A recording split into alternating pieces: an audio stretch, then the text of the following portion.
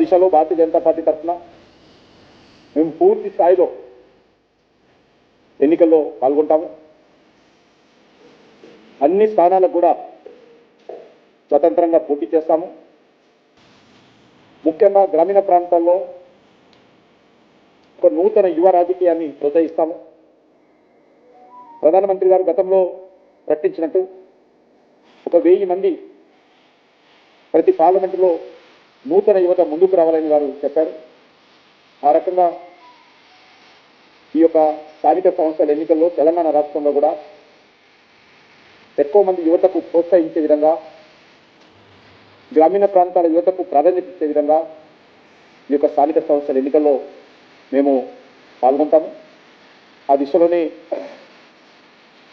రాష్ట్ర ప్రభుత్వము రిజర్వేషన్స్ ప్రకటించిన తర్వాత దానిపైన నా యొక్క పోలింగ్ బూత్ కమిటీ నుంచి మొదలుపెట్టి స్టేట్ పార్టీ వరకు కూడా అన్ని రకాలుగా నిర్ణయాలు తీసుకుంటాము.